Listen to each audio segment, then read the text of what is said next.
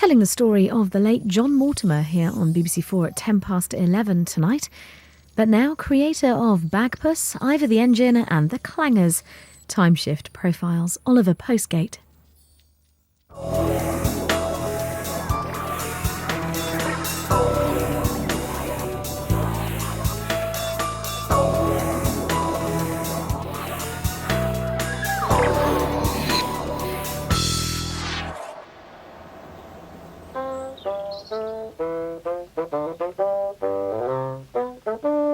Not very long ago, in the bottom right-hand corner of England, there was an old cowshed, a barn and 4 pigsties. And there, more than 40 years ago, Oliver Postgate, that's me, and Peter Firmin, the artist and illustrator, started to make small films for children's television. I am Noggin the Nog. And Bagpuss was wide awake. That voice of Oliver Postgate must be among the most recognisable voices in our British culture. There's something about it that is so kindly and so warm. It draws you in so easily. Oh dear, oh dear, oh dear. What a tangle of old rubbish. He'd be ankle deep in film, you know, and it had a very characteristic smell to it, you know, you sort of go in there and it was, to the untrained eye, complete chaos, you know. The most magical, saggy old cloth cat in the whole wide world. Always there was something being filmed or something was always going on. It felt very normal. Dressing up as a Victorian child didn't seem absurd. The marvellous mechanical mouse organ. Really, the way Oliver tells stories and what he's telling the stories about, a lot of it are about people cooperating in a rural or a non-industrial background and reusing things. Well, it's quite obvious what that is all about. But the heart of Oliver's background was a socialist left-wing background. You can see that that left Labour background is distilled into these little films that he made. After all, what would clangers want with real money? You can't eat it, can you? In terms of their cultural influence and impact, they punch way above their weight. It is the most important, most beautiful, most magical, saggy old homemade animations.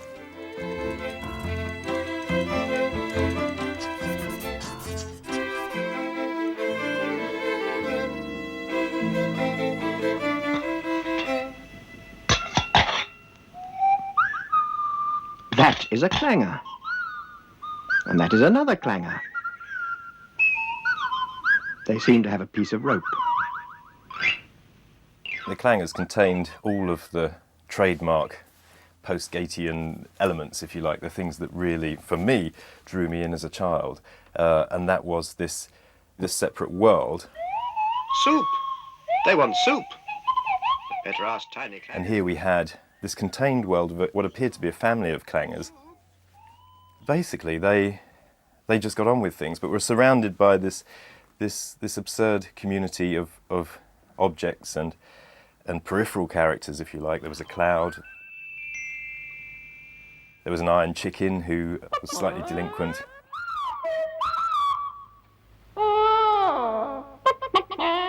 There was obviously the soup dragon and the soup wells.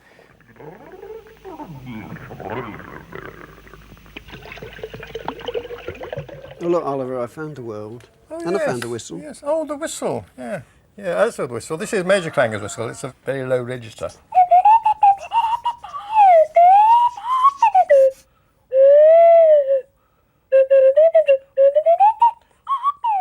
I hope you understood that. Well, I wonder how I can explain. Funnily enough, you know, I just grew up thinking that was the sound of the clangers. I didn't realise it was a musical instrument. So I think probably most people would, when they hear that swanny whistle, they think it's the clangers.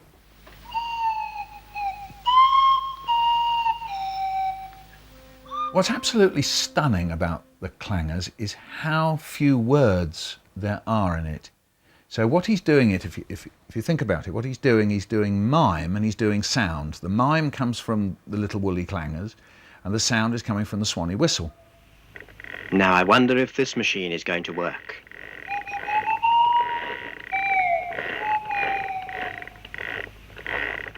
You had all the time, you see two little clangers, woolly noses going up, looking over there, no sound, and just ooh. What the child is doing is reading those images and reading those peculiar sounds of the swanny whistle. And that's staggering, because you're, in a sense, you're saying to the child, go ahead, go and do that. You know, you're leaving a space for the child to do the interpreting. So it's very active television.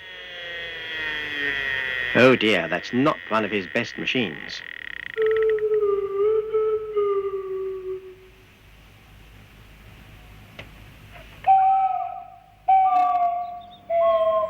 So they drag it away and try again with something else. It was something that we found that we didn't know existed. And, after Oliver died, we found these scripts, and this is how Oliver wrote the clangers. So he would narrate this side, everything would be written here. And on this side, it actually has what the clangers say. Of course, they don't actually speak in the program, so this is what would be whistled with the swanny whistle. So, hi, where's Charlie? You know, and there was a sort of notorious line which was used in the toys that were made of the clangers, where they say, and he was very pleased about this, because what he was actually saying was, oh, damn it, the bee thing's stuck again, which is probably the bloody thing stuck again.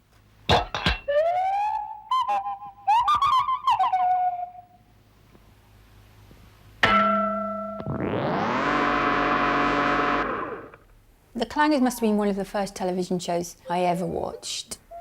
I like the homemade quality, because I like that you could look at them and work out sort of how they were made, and you could recognise the props and bits of the set, and you kind of knew how they'd done it, and that you might be able to do it yourself. Lots of here we are. is it? Ah, yes, that's the one. A skeleton. That's it. Yeah. How they move. The actual works of it. Ooh. He really comes from blokes in garden sheds, fiddling around, making things. What are you doing?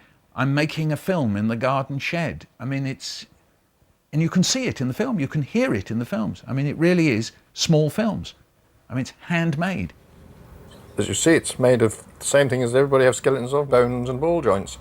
These are Meccano on the arms with little bits in between. And it's stiff, you see, it stays where it's put. And that, if you imagine that stuffed inside a clanger, you could put his arms exactly where you want. There he goes, he can stand on one foot. Actually, Yes. yeah, that's Mother. This is the father of the family, Major Clanger. And that's No, that's his second wife.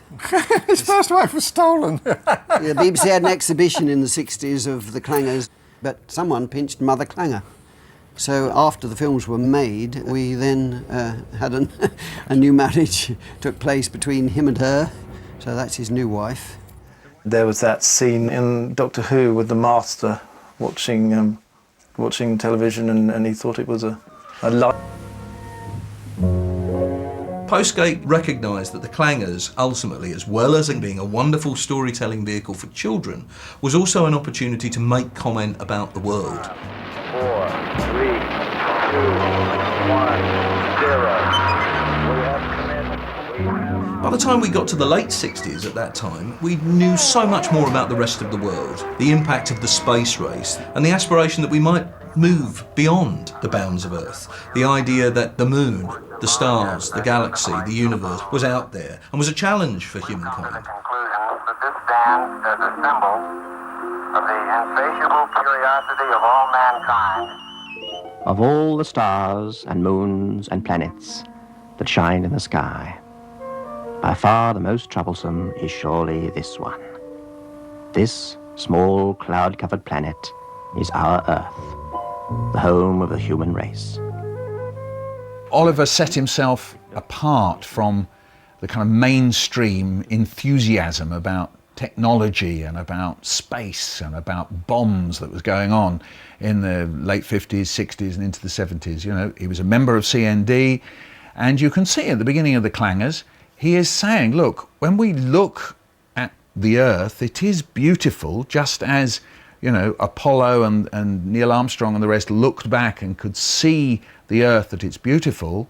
But at the heart of what Oliver is saying at the beginning there, this is the most troubled and troublesome planet of all. We have war. We are not solving the problems of the world. Satellites, spent rockets, and other unwanted articles litter the orbits of the Earth and the space beyond. Who can say where some of this expensive rubbish may ultimately arrive as it hurtles aimlessly through the universe?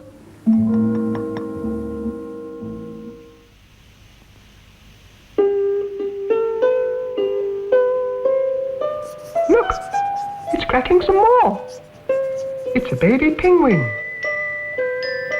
There's a good baby penguin. It's all right. Look, there's Papa. Say hello to Papa. I never knew when I first met Oliver that his dad was a person I'd read in the sixth form, Raymond Postgate and G.D.H. Cole, The Common People.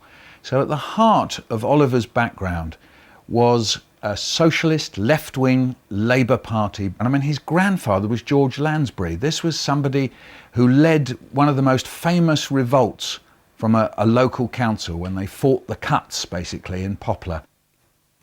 And in fact, quite hard to relate it to the programmes that he made. But actually, when you look at the programmes, it's not that they're socialist propaganda or anything like that, but you can see they're drawing on left-wing Labour traditions. Will that do instead of soup? I don't think it will. They can't eat that. Ray was very large.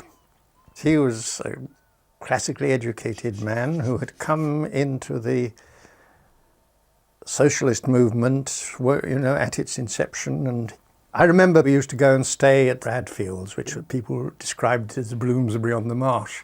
And I can remember a little fat man who liked to play games but always cheated, who was called H.G. Wells, and a rather thin, ratty man whom everybody deferred to, rather, who was actually Bertrand Russell. And I had no idea how important these people were, you know. The great thing which all the people at that time seemed to have in common was a sense of having a great future. The world was leading into a socialist type future in which all its difficulties would disappear, and that they were going to make that future. This is the quality which they had. They were the makers of the future. Yeah, you're quite right there. What a lot of bosh indeed. I've never heard such rubbish. Fetch the paddles! Look, these will do. Look, feathers for oars. I reckon it's just as silly digging gold as blowing bubbles. Dartington was a remarkable school. It was an experiment, really, in treating children rationally and affectionately. So, although they had to go to lessons, all the staff were known by their Christian names. There was nude swimming in the morning, lots of emphasis on art and drama, and a very friendly place. All of children's literature and all of children's films, they're all informed by an idea that there is some ideal place. And this ideal place may be childhood, it may be the time before there was industry, before there was somehow or other the world got corrupted by us adults. And I can imagine there's quite a link between this bohemian heaven in the garden around Dartington with the kind of worlds that Oliver created in his films.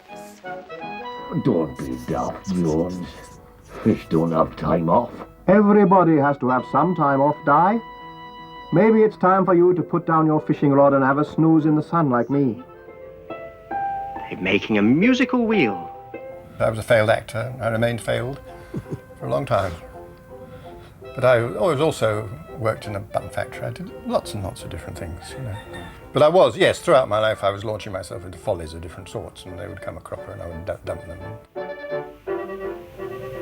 Very interesting. Now what next?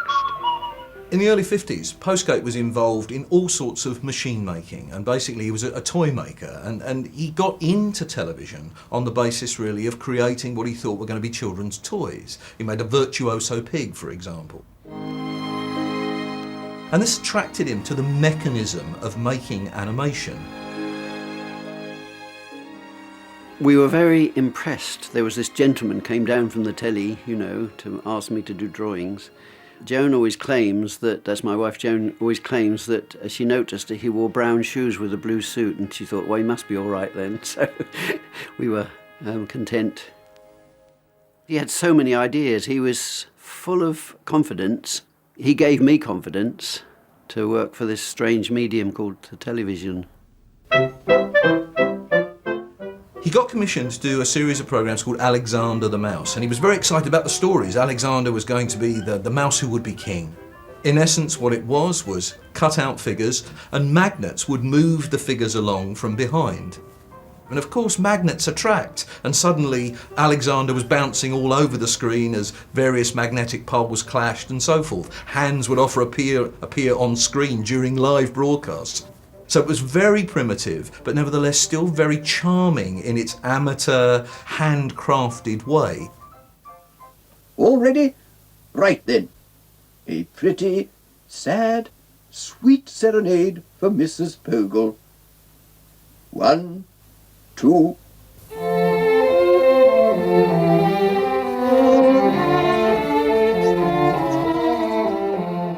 My mum was married to Peter Myers, a famous theatre writer, and they were splitting up at the time, and so my mum and my dad sort of got it together. And there's a picture of our mother. Prue, probably when they first knew each other. Yeah. It's when I used to talk to my father and I used to say, what do you think I should do? Dad, I don't know, you know, what shall I do with my life? And he would say to me, well, I didn't know what to do with my life until I met your mother. And I adopted, your mother came along with 3 children, and I had to look after 3 children and, you know, and support the family.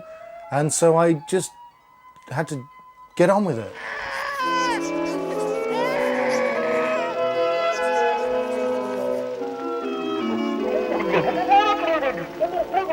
It's hatched. The egg is hatched. Soup time. Come on, everybody. Soup time. And Oliver then, of course, got his camera and, you know, decided to make... He was fed up with this sort of rather hazardous method of animation, so he decided to make films, and he taught himself stop-frame animation. Set up his camera in his room and started thinking of ideas for animation. So this was just an ordinary Bolex camera, which wasn't sort of designed to be used as a single frame camera. And so he rigged it up with Meccano, and he also attached an engine at the back here, a motor. That would be the automatic aspect. When that was going, or he switched it on, he'd have to make the movement and then get back again and make the movement and then get back again. And if he made a mistake, you know, his hand would be in there, and in the early films it did occasionally sort of make an appearance. So this was the manual control and this was the automatic. The thing to point out with all Oliver's stuff was that he would build everything up from scratch. So, you know, as with the this is the flat animation desk you would have where he did Ivor the Engine or Noggin the Nog. And so he would build everything that he used from scratch. And then fix the camera in there, you know. We will find it, we will bind it, we will stick it with glue, glue, glue. We will stickle it, every little bit of it. We will fix it like new, new, new. We will fix it like new, new, new. He was trying to think of the sort of characters that might be suitable for animation on a table. to avoid legs are a great problem with animation. So he thought wheels, and then he thought, well, wheels, engines, locomotives, where do locomotives come from? Wales. You know, there's a lot of little steam engines in Wales, and so that's how Ivor the Engine was bought. Not very long ago, in the top left-hand corner of Wales, there was a railway. It wasn't a very long railway, or a very important railway, but it was called the Merioneth and Llantysilio Rail Traction Company Limited, and it was all there was. And in a shed, in a siding, at the end of the railway, lived the locomotive of the Merioneth and Llantysilio Rail Traction Company Limited, which was a long name for a little engine, so his friends just called him Ivor.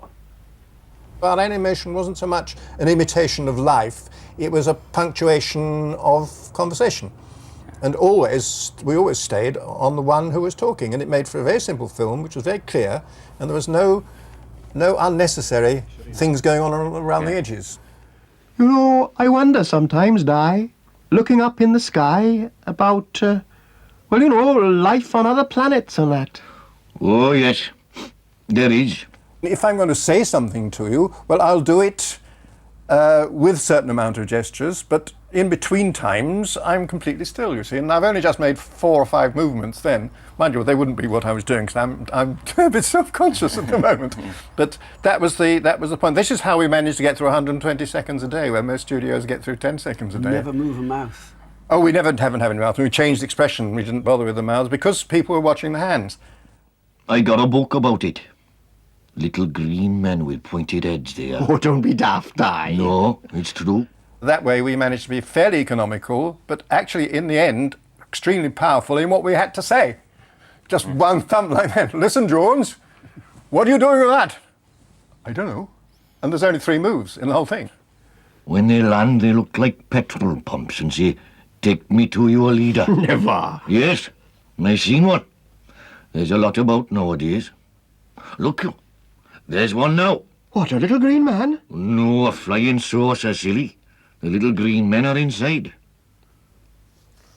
Oh, this is an interesting. I remember this was a trip that Oliver and me made to open a train in Wales. They thought he'd made the magic roundabout, but it turns out he'd made Ivor the Engine. But they were happy with that, and they'd called the train Dougal.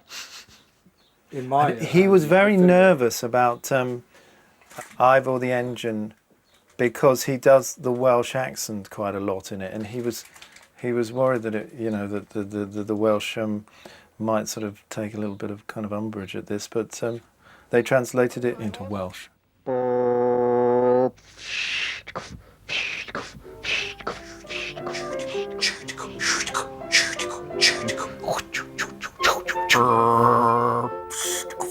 Hi, hold on, Ivor. What's going on over there? The first ones were a bit less successful than the later ones because he made the films and then recorded the sound on top. And that's always a bit difficult because you're trying to keep up with the action on the film and your voice. And, it didn't work so well. But later on, he learnt that he should record the soundtrack with the effects and everything and make a sort of radio program first. And then the film could be made on very strict lines. Here, in this shot, you see the way he's laid everything out. He'd have his scripts here. He then had a sprocket counter where he counted how many frames. So you had the first sentence and then a number, sort of 16, and then the next sentence, 32. And he'd calibrate the whole thing in that way before he started animating. And then he'd animate on the Bolex, which had a counter on the side, but here. So he'd animate to those numbers, and I used to sit next to him and write down the numbers as he called them out. Oh, did you? Oh, right, because I went up and did that once with him, and I don't think I ever did it again, actually. I found it a bit sort of boring. Did he pay you? I got a £5. Ivor's world becomes one, in the top left-hand corner of Wales, of course, that's predicated on the small concerns of being an engine driver, the local relationships with people, the small things that happen that kind of seem to be high crises in Ivor's world, but nevertheless become these things that everybody collectively can resolve. So those kind of aspects of Postgate's world are really quite important. But I think what's especially important about it is its Welshness. Oh, there's fancy bread, look. That's not bread, that's dragon. Oh, so it is, Edwin Jones. There's unusual now. Barada. Barada. If we think of Ivor and we think of Oliver and the left-wing tradition, where did some of this left-wing tradition come from? It came from Wales. That people who worked in Wales, particularly around the pits, they developed a sense of community that really left-wing Labour people said, this is the future, we must look to these people and the ideas that they're developing about how we can cooperate and how we can share. And it's quite interesting that he put that into a little children's film. Looking out of Ivor's funnel was a dragon. Not one of your lumping great fairy tale dragons, but a small, trim, heraldic Welsh dragon, glowing red-hot and smiling. Do you know Land of My Fathers?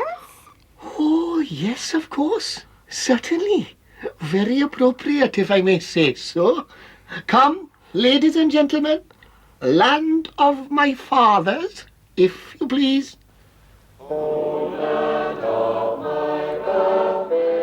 Ivor does have this ambition, and does indeed fulfil it, to sing in the choir, which of course is the expression of this community coming together with this single voice, and he wants to be part of that.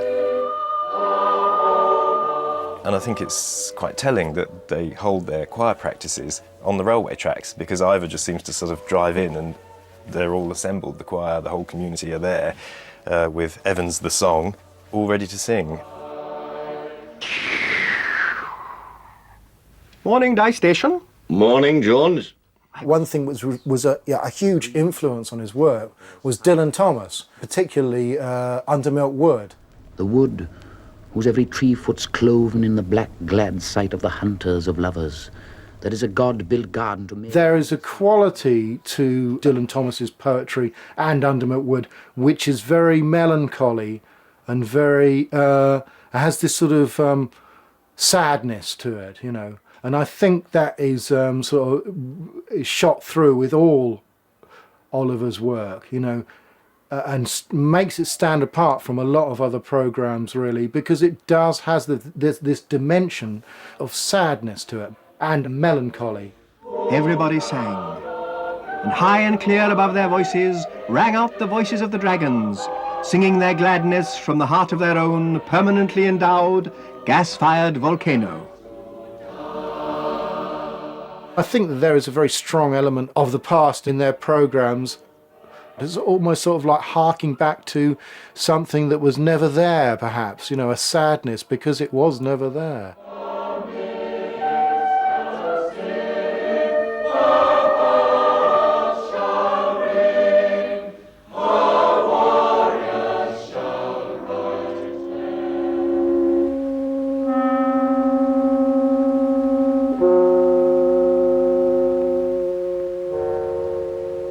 In the lands of the north, where the black rocks stand guard against the cold sea, in the dark night that is very long, the men of the Northland sit by their great log fires, and they tell a tale. They tell of Noggin, Prince of the Nogs, who sailed to the land of the midnight sun to fetch Nuka, Princess of the Nooks, to be his queen. My favourite Postgate work is Noggin the Nog. I think people encounter Postgate's work at different times in their lives, and one of the things that was hugely appealing for me was the fact that there was this epic model of storytelling in a children's idiom, and in that was a villain, a major villain, Nogbad, and he was the first major villain that I discovered on television and really embraced and enjoyed. There it is at last, the sword of power. I had been to the British Museum drawing and noticed that the Isle of Lewis chessmen had marvellous characters, and I thought they had a story to tell. It got no further than just outlines and a couple of scripts. Oliver saw it and said this would be a great way of... he liked the idea and he liked the characters, and he thought he could develop this. To me, it's not as if I ever did anybody any harm or anything. I'm just an ordinary small ice dragon, established clerical grade. Oh, it's really too silly of people. Noggin did become the vehicle by which he became much more overtly political. You know, in Noggin and the Fire Cake, it's hard not to read a very particular kind of address of the way in which the atomic bomb was being referenced, and the way in which people with military power and with atomic power could be hugely self-destructive. Look out! Look out! Look out!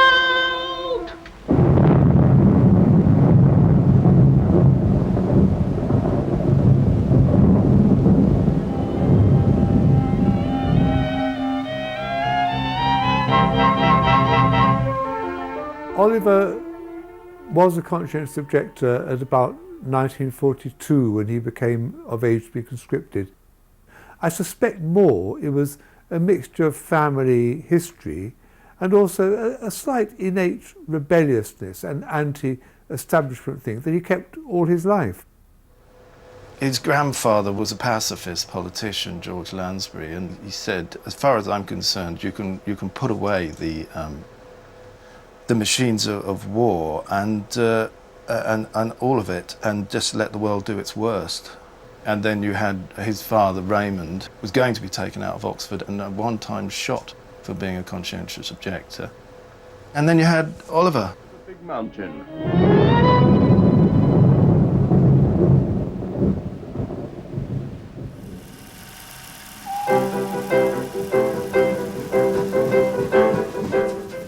You don't have to look so sad. They'll be all right. They will have flown home. But Tog and I made these. It is your rose garden. Oh, that's just what I wanted, a rose garden. I have a theory that Oliver and I both needed each other very badly because we're both second sons. And when you're a second son, you somehow rely upon your big brother to help you out in things, you know, and you're sort of always... And I always think that I was never able to get on very far with on my own with things. Oliver had various attempts at, you know, various sort of inventions and sort of jobs and things like that, but nothing seemed to happen very much until we got together, and then we sort of sparked each other off. All that used to be my studio, that whole block there, but this bit now belongs to the horse. All I've got there here is a glorified cupboard with all the bits in it. Look, there's 40 years of assorted tins. I haven't the slightest idea what's in them. One day I'm going to have to go through that lot, but not at the moment. It's a burden on my conscience, this lot. It's got to go. Oh, this is the joy of my life when I made it. This is a resistance device, and it did a 40 frame dim. Every time I clicked the camera, this turned around once. So the light gradually went down, and then when it came to do it again, I reversed the rubber band on this, and it gradually came up again. All made out of Meccano and bits, yes. This is the press button. Click, click, click, click. That connection there made all the Ivor the Engine films. And when I was wanting to leave the camera running, I turned it on its back, so it went on clicking until I came back. Yes, this was the instrument I had in my hand for years. Strange looking back, and I haven't touched it for 15 years. It's just decay all around. We will stickle it, every little bit of it. We will fix it like new. He'd be ankle deep in film, you know, and it had a very characteristic smell to it, you know. You'd sort of go in there and he'd be sort of, apart from the focus of what he was doing in particular, it was to the untrained eye complete chaos.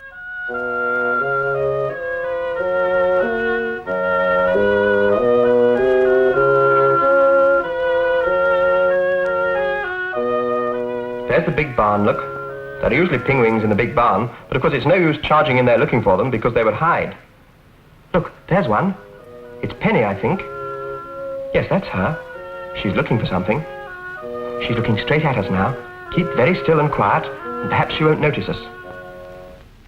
My sister, Gloria, who knitted a toy for one of my children, a penguin doll, and it had been lying around in the house and one of the cats peed on it, so it had to be washed. Poor thing. So it was hanging on the line by its beak. This poor old penguin was hanging on the line, pegged by its beak. And Oliver came one day and looked at it, and it gave him this brilliant idea of a story about penguins.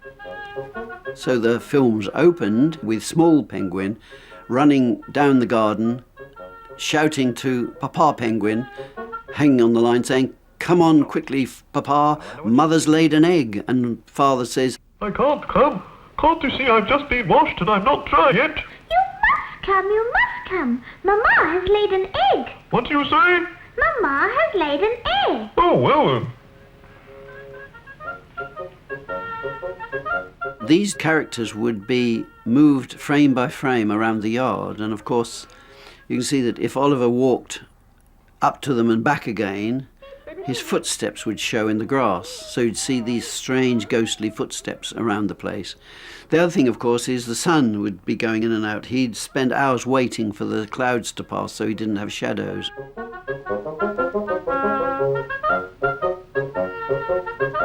I never got the feeling that he was a great townsman. I think he preferred the countryside. In that way, he was part of a very important movement in children's literature that's always gone to the countryside, and taking its roots from Wordsworth onwards, that somehow the countryside is real and good, whereas town life is artificial and has bad aspects to it. And so, he'd be celebrating this whole part of the rural retreat, which has been such an important part in British imagination.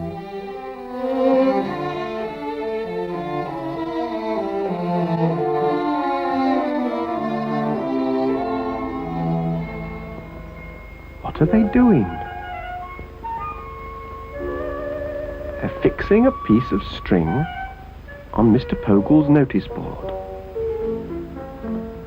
What an odd thing to do. These are still shots for the Pogles, where Oliver used... that might be me, actually. Us, I've got basically, the children, the Firmin children, the Postgate children, and the White's children from up the road to play the parts, rather than getting in... that's David White there.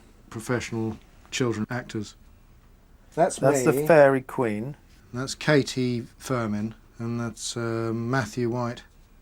I mean, it's fun, but there were quite long periods where you felt quite bored as a little child, or you'd stand over here with a cardboard box on your head for 25 minutes. The thing I noticed many years ago about my dad's and Peter's worlds is that they're always about family values, and they're always about sort of very simple, straightforward, quite humdrum lifestyles, but they're always put into an exciting, sort of unusual and sort of fantastic situation. So, I mean, the Clangers are a family, but they're pink creatures that live on the moon. The Pogles are a family, but they're little tiny characters who live in the woods. Oh, I say. Oh, Pogle, isn't that pretty? The Pogles seem to be playing out the everyday life of woodland folk, but it's not really quite like that. There are many kinds of strange, almost supernatural phenomena going on. The presence of witches, the presence of a kind of magic, the way in which the world suddenly can be turned upside down on a whim. Hello? What's that? Look, what on earth is it? An old boot, walking along by itself. Open up there in the name of the law. In the name of the law?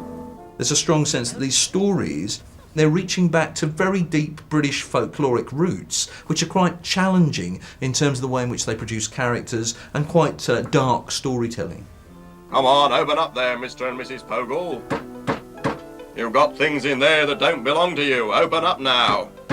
It's you. I love the idea that they're living in their tree and they're having to kind of battle the forces of evil, and because there's something very dark about it. They really are in jeopardy, and so although it's rather funny and it's beautifully done. I think the episode I watched recently was with the witch had conjured her. She was a shrew and she was come to attack them and break into their house, and and so there's real jeopardy. You definitely feel a bit worried for them. There now. You might have saved me all that trouble by opening the door in the first place. You're a horrible thieving hag, and you won't get anything from us. Not whatever you do to us. Be silent, woman! The BBC found the witch a bit which was very alarming, really. I mean, it's like a terrible nightmare, really. You try to get rid of this nasty character and she comes back as a boot or a bottle or something else and knocks at the door. Oh, it was really frightening, I think. And the BBC felt it was too frightening for the little ones. But they liked the characters, so they suggested that Oliver did a series of sort of nature films with the Pogles in Pogles Wood.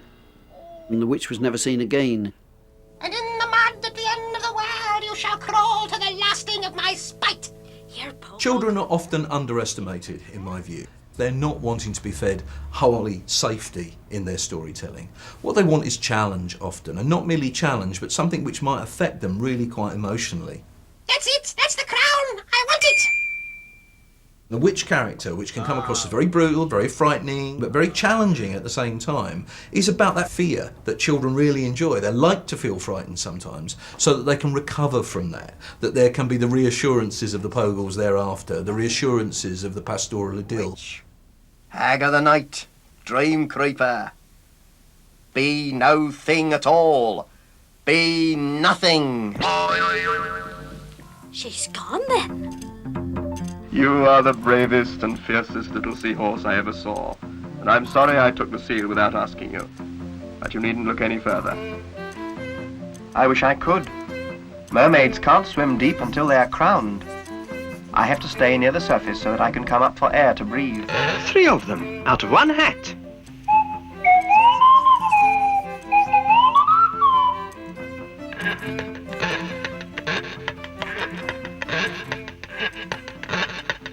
They're sort of froglet things, aren't they? He marked the point where he became interested in politics as the point where his father died. And I think he felt like he sort of inherited this sort of sense of having to be responsible in a larger sense, which is interesting. He told me that sort of recently before he died himself. I don't know if that was to put some sort of onus on me, This was a time when some people thought there was going to be a revolution. There were minor strikes taking place. The Heath government clearly didn't know what to do in the face of all this industrial unrest and so on.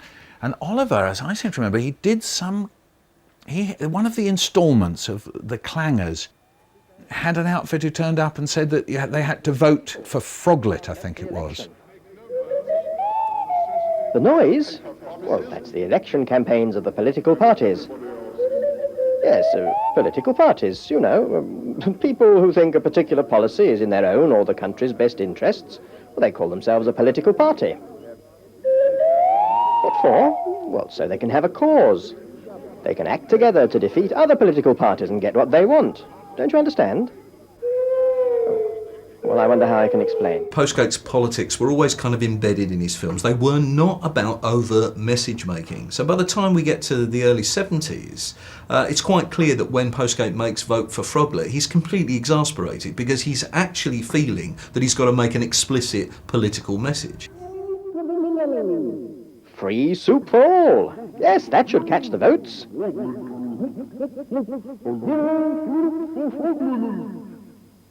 No soup for froglets. Dear me, you do learn fast.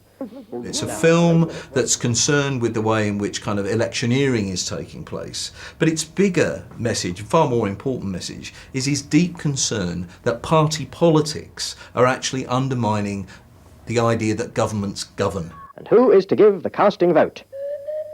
Mother Clanger. Yes, it's time to vote. Yes, you must. But I can't help that. It is your civic duty to vote. Unless people collaborated, cared for each other and cared for the country, then we were going to go into great industrial decline. In fact, on their own, people can be as loving and generous and tolerant as clangers. But political parties can't. I mean, anything like that is just weakness in a political party. I mean, listen, who ever heard of political generosity? It's a complete contradiction. Party politics is a question of power. And, hey, are you listening to me? Yours is the right to put your trust on the ballot, and with everybody else in...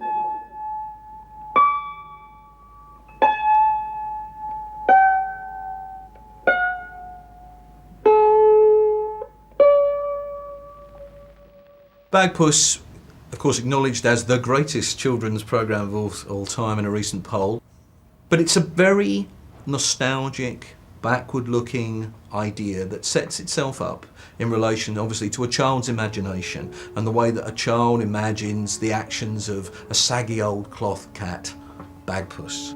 Once upon a time, not so long ago, there was a little girl, and her name was Emily.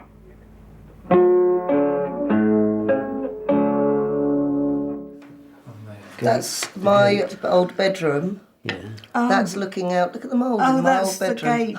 Were you 7 when we did this, or was it? Well, that's what I've always been led thought, to but in believe, that I was fact, 7. Yeah. Because of these photographs, people often think I'm going to be in my 80s. And they're very disappointed that they haven't got a cuddly granny to come and talk to. So it is quite strange. Oliver took loads and loads of photographs, and when he chose the right photograph, and he marked this up with a chinograph, and that would be the one which would be used for the film. Then the photographer would go away and make a vignetted copy of that photograph. And she had a shop. There it is. He was pretty much around all the time, really. I mean, he was here when we got back from school, and it was a regular thing, taking him a cup of tea at 3:30, 4 o'clock. And you'd hear all these strange noises coming from the studio. Bagpuss lives in the box nowadays. Come on out then. Come on in. There you are. You haven't moved since I last saw you. Must be a reason for that. There he is. Oh. Here are you, made him? Well, yes, he wakes up and he usually yawns, doesn't he?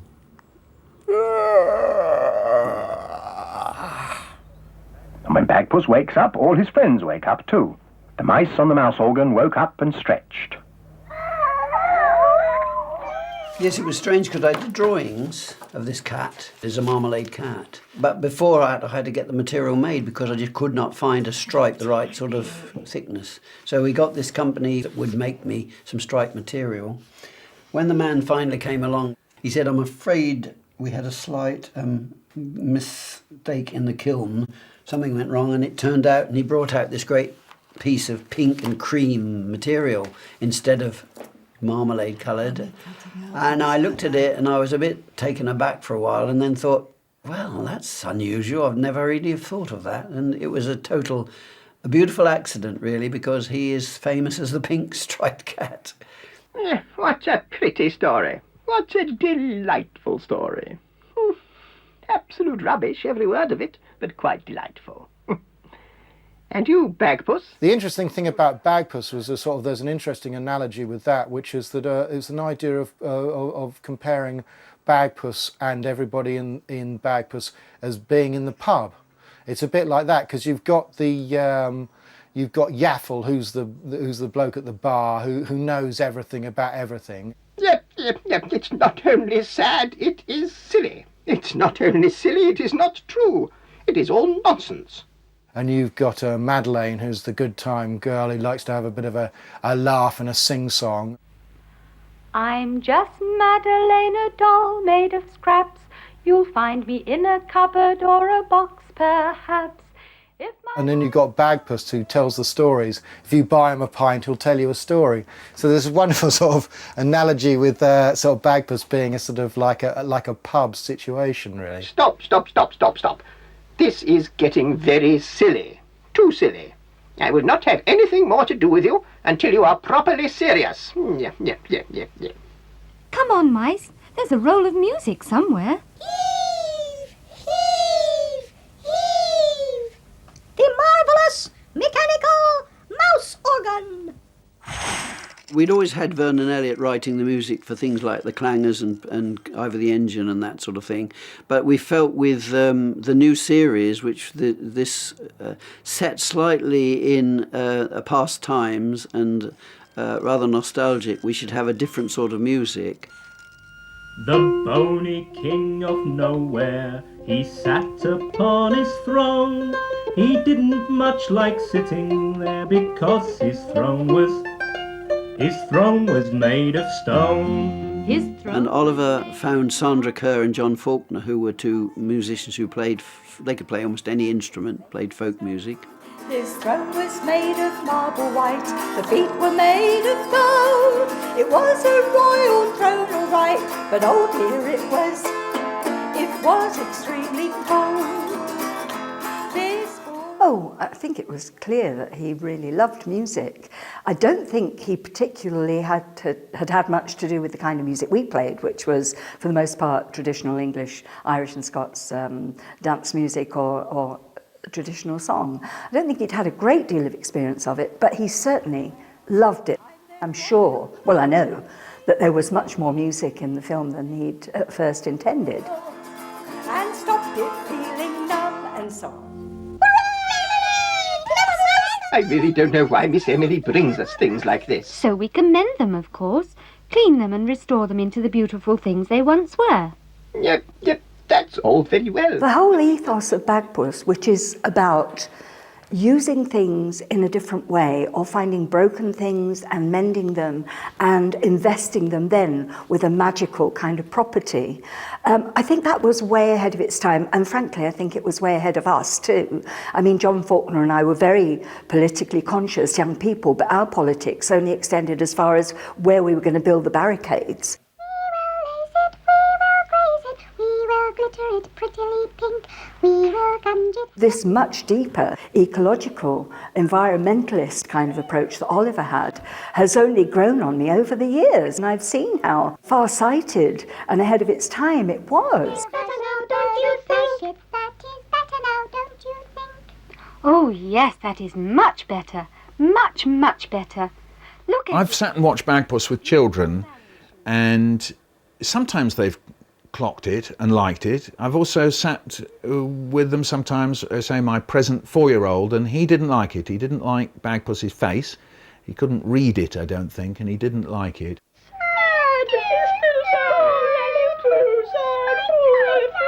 And I know that one feeling I had when I was a child and that I didn't like was a form of melancholy.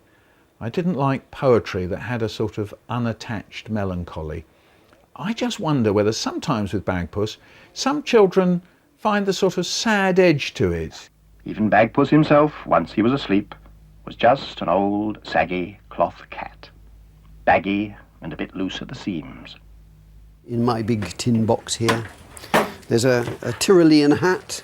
Oh yeah, you are. And there's he's got his, oh no, that's genuine. No, that's genuine. That wasn't a thinking cap. That was an accolade for his academic distinction. And this was his sailor's thinking cap. Oh, that's right. Which I like. That's the one I like best. That's the best one, yes. When he told the story of the ship in the bottle.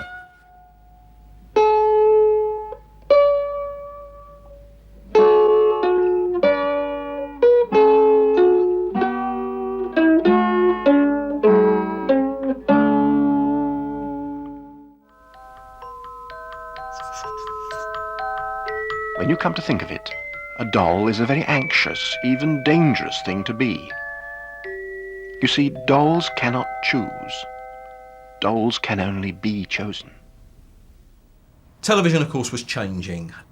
Children's programming has always had to be responsive, of course, to the commissioner's understanding of what children are like now. What's happening on the streets? You know, what's happening with children? What sort of programming would appeal to them? Do we go with the American model, the Sesame Street model, and all the kinds of programming that was beginning to follow through? Or do we go with our traditional British models of stop-motion animation, the Postgate Firmin tradition, and so forth? Apple, that's you. Inevitably, some of the kind of wistfulness, the melancholia, the gentleness, the innocence of Postgate and Firmin's worlds were not going to sit necessarily with the assumed to be more cynical children of the late 70s and early 80s. Postgate's worlds really were, at that point, seemed to be something that were not alternative enough. Though, of course, to look at them, you would never know they were feeling anything at all. But that's how it is with dolls.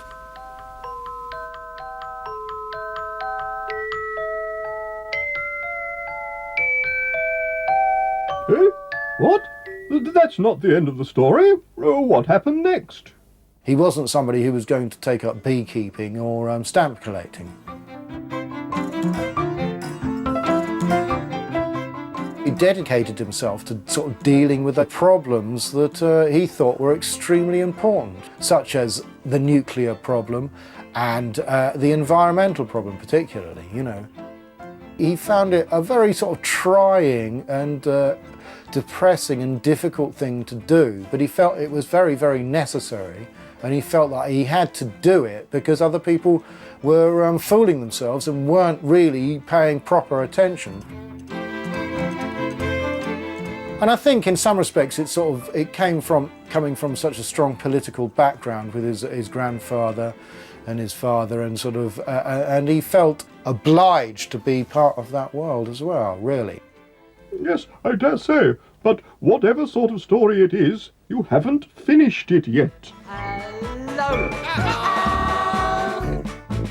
The true inheritors of Oliver Postgate are probably the Teletubbies, the Fimbles and In the Night Garden, because if you think about them, these are strange, woolly creatures living in a world that you're not quite sure where they are. In fact, Oliver thought his interpretation of the Teletubbies was that it was a post-nuclear world, and these were mutated human beings with like aerials stuck out of their head and like kind of movies going on their stomachs. I mean, he thought it was utterly weird, which is quite funny, isn't it, coming from Oliver? Certainly from my own point of view, whenever I'm working on a new programme, and this is true of Teletubbies or In the Night Garden, and I always sit down with, especially the Clangers, but the Postgate legacy, if you like, and watch them. Not to, plunder them for ideas, but just to make that connection with the child that I once was, because it's through watching them again that you really see what was important to you.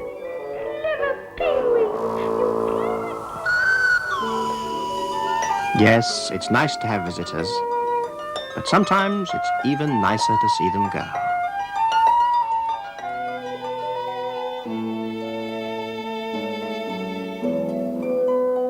The very fact that they are so resilient in the culture, everybody remembers them, everybody has them as some sort of cultural touchstone. That itself is proof of the value of the work. And that's quite enough from you, Ivor the Engine.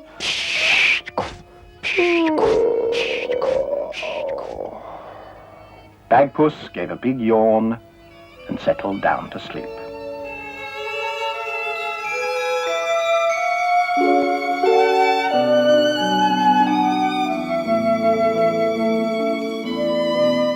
There's a tribute to Sir John Mortimer tonight here on BBC4. That's at 11:10. And coming up next tonight, it's Clement Freud in his own words.